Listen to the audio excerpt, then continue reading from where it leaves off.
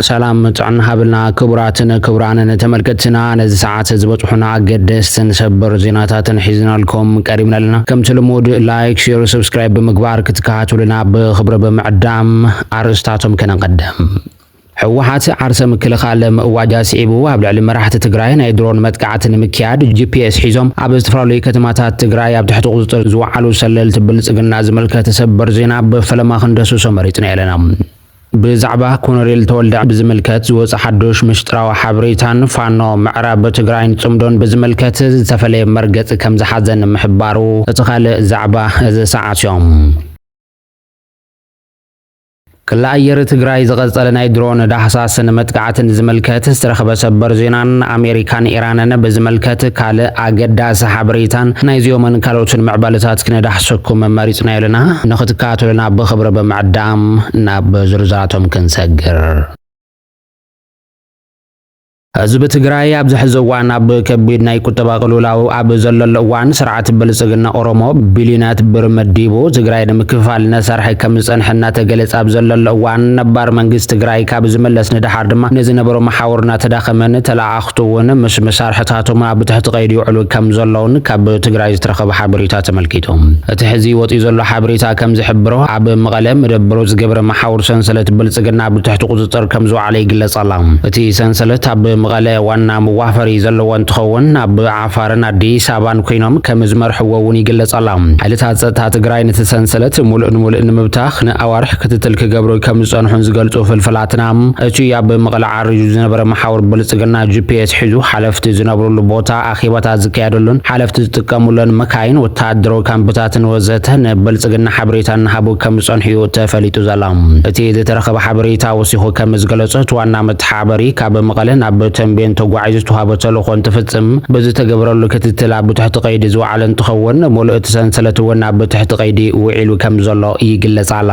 ተዋና መተሓበሪ ኣብ ተንቤን ኣብ ትሕቲ ቁጥጥር ዝወዓለ ቅድሚ 10 መዓልትን ተኸውን ሙሉእ ሰንሰለት ኣብ ትሕቲ ቁጥጥር ክሳብ ዝውዕል እቲ ሓበሬታ ብምሽጥር ተታሒዙ ከም ዝነበረ ካብ ወታደራውያን ፍልፍላት ዝወጽ ሓበሬታ ተመልኪቱ ዘላ ዋና ሓላፊ ስለላ ትግራይ ዝኾነ ኮሎኔል ተወልደ ዕንበብ ካብ ስልጣኑ ከም ዝተዓለን ከም ዝተኣገደን ዝፍለጥ ኮይኖም ናይ ኮሎኔል ተወልደ ዕንበብ ጉዳይ ምስቲ ኣብ ትሕቲ ቁጥጥር ውዒሉ ዘሎ ሰንሰለት ብልጽግና ዝተተሓዘ ይኹን ግን ዛጊድ መረጋገጽ ይተረኽበሉን ዘላ ኮሎኔል ተወልደ ዕንበብ በተደጋጋሚ ናብ አዲስ አበባ ብምኻድ ዝተገምገመን ተኸውን ምስ ብልጽግና ርክብ ይገብር ብዝብል ተጠርጢሩ ኣብ ትሕቲ ቀይዲ ከም ዝርከብ ዝግለጽ ዘላ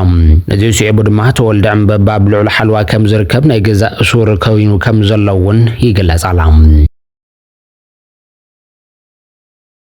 سرعات بلጽግና ኦሮሞ ኣብ ልዕሊ ፖለቲካዊ መራሕቲ ትግራይ ኣብ ልዕሊ ወታደራውያን መራሕቲ ትግራይ ናይ ድሮን መጥቃዕቲ ከም ዝፍጽም በአካላት ጸጥታ ዝተጋለጸን ተኸውን ሕዝውን ድሮናት በልጽግና ብክልል ኣየር ትግራይ ዳሕሳስ ይገብራ ከም ዘለዋ ተገሊጹ በልጽግና ኣብ ልዕሊ ትግራይ መዓልታዊ ዝበሃል ብርኪ ናይ ድሮን ቁጥጥር እናገበረ ከም ዝርከብ እሙና ዝበሃሉ ፍልፍላት ክገልጹ ከለው ሓይሊ ኣየር ትግራይ ግን ስቑኢሉ ይከታተል ከም ዘሎን ስጉምቲ ካብ ምውሳድ ተቆጢቡ ከም ዘሎን እቲ ሓበሬታ ዘረዳ ትግራይ ዘመናዊ ጸረ ድሮን ቴክኖሎጂ ከም ዘለዋ ዝገልጹ ፍልፍላት كل أير تجري درونات بلصقنا دحساسنا جبرنا حلوة سقوم تزيم وصادا جن بوزحات زي تملس حتى خوينو كم زركبي زقلا زلام حوحاتنا بارمانجس دحر مملاس عب تحت ورد تزلو جزاء تجري بمملاس أبكين دا خوينو أنا زلو حزب تجري كم تملس كعلاس يا كم زنبرات زفلات يوم هون برمرحة حوحات تيا بمجمر تازنا برم فتنات كم زغنسون تمزابلتنا بمربطهم انتي تملسو كرمتياتو كم زلونا تجلت خوينو بزي بوزح حساب زي يسمع معفل فلاد دمام مرحة حوحات زنا برم فتنات كم زي كنسون تجري بسنسلة بلصقنا عتيا سلزنا نبرت محاور بلصقنا بمبتاخ كم زركبون يوم زقلتو زلام سلازي دما مرحة حوحات مجمر تاب تجري وفرط صريت يكايدون قال ذاته ونعب تجبار نمغيار مدلوعاتهم كم زودون جليس أملهم بزي كم زيلن حلو حيلتات فانو صمدون معراب تجرين بزملكات ترير مرقص كم زحزون تحبير لهم امرارها حيلتات فانو بقداي صمدون معراب تجرين معالتات كايد وصنع اخيبا كم استزازم وانت فليت لهم ابتا اخيبا بفلاي بزعبا معراب تجري كبيدو كتع كم استخيرن كابتا اخيبا شالي خزوت حبريتا يزردم امرارها غوندر فانو استفلي مرقص كم زحزن بفلاي معراب تجرين اب تجري كي تملس كم استقاومن ونيو زقل زلام يهون مبر بزيكا وحدات امرارها غوندر فانو تخالى مرارحات يزلو حق منجستي مس كل سجماتو زي نقبلن تخوينا مزخون يكون حيلي حبيرنا مشرح حين خيلن قال سناون كعوتا يخيلن زبل حساب كم زسمرلو يتجلي زلام سلازي دما قال سنا خن عوتن سرعه بلصقنا ካብ ስልጣኑ ክእለን እንተኮይኑ ምስ ሰራዊት ትግራይ ይኹን ካልኦት ሓይልታት ሓቢርና ክንሰርሕ ኢና በመባል ሕገ መንግስቲ ምቕባል ቅድመ ኩነት ከም ዝኾነ ተስማዕሚዖም ኣሎም።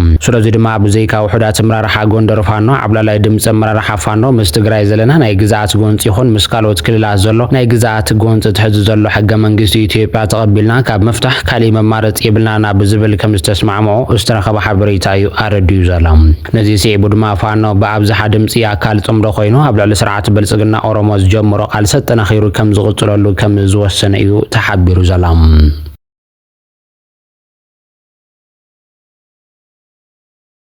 እዚ ከም ዝልና ሃሎ ጀነራል ትግራይ ህዝብ ትግራይ ንናጽነትካ ክተት ክብል ህጹጽ መልእኽቲ ከም ዝሕለፈ ተሓቢሮም። ጀነራል ምግቢ ኃይለ ዝመልእኽቲ ዘመሓለፍ ሚድያታት ብልጽግና ሕወሓት መጥቃዕቲ ንምኽፋት ሰራዊት የጸግዕሎና ብላብ ዝጽብጽባሉ ዘለዎ እዋን ኮይኑ ብፍላይ አንድ ኣፍታ ዝበሃል ሚድያ ሕወሓት ምዕራብ ትግራይ ንምቁጽጻር ብኹሉ አንፈታት ሰራዊትና ጸግዕት ከም እትርከብ እናገለጸት እንትትከውን ጀነራል ምግቢ ኃይለ ብወገኑ ህዝብ ትግራይ ኣብ ትሕቲ ወረርቲ ዘሎ ግዛኣት ንምምላስ ካብ ሕዝን ላዕሊ ዝሐሸ ግዜ ከም ዘየለ መጸዋዕታ ከም ዘቀረበ ተፈሊጡ ዘሎ።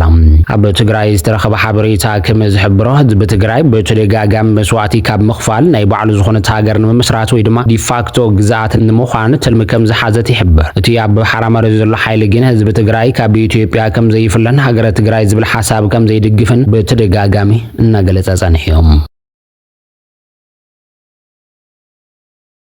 እዚ ከም ዚልን ከሎ ኣሜሪካን ኢራንን ጉዳይና በዙርያ ጠረጴዛ ንኽፈትሖ ከም ዝተስማዕምዓ ተሓቢሮም። ኣሜሪካን ኢራንን ናይ መጀመርታ ስምምዕነት ሰነድን ተተፈራረማ እኳም ሕድሕደን ኣብ ጎንፃትን ከም ዝቐንያ ዓቢ ዕንወት ከም ዘጋጥመን ይሕበረሎም። ነዚ ስዒቡ ድማ ኣሜሪካ ዝተኣገደ ገንዘብ ኢራን ኣይለቆን ክትብል መግላፃ ዝፍለጥ እንትኸውን ኢራን ድማ ሃገራዊ ረብሓታተይ እንተዘይተኸቢሩ ኣብ ስዊዘርላንድ ንኽካየድ ተሓሲቡ ኣብ ዘሎ ድርድር ኣይርከብን ክትብል ገሊጻላ። ይኹን እምበር ሕዚ ዝወፅእ ሓበሬታ ከም ዝሕብሮ ኣሜሪካን ኢራንን ናይ ሚሳይላትን ድሮናትን ምውርዋር ሓዲገን ዘሎ ነፍራልያ ኣብ ዙርያ ጠረጴዛ ክፈትሖ ከም ዝተስማዕምዓ እዩ ዝግለጽ ዘሎ። ኣሜሪካን ኢራንን ኣብ ጉዳይ ሆርሙዝን ጉዳይ ኒውክሌርን ተገራጫዊ መርገጽ ዝሓዛ እንትኾና ብድርድር ክንፈትሖ ኢና ዝብል ብስራት ዜና ንዓለም ዘርጊሐን ግን እቲ ድርድር ብሃንቀውታ ተፅቢት ንኽግበረሉ ከም ዝገበረ እዩ ተፈሊጡ ዘሎ።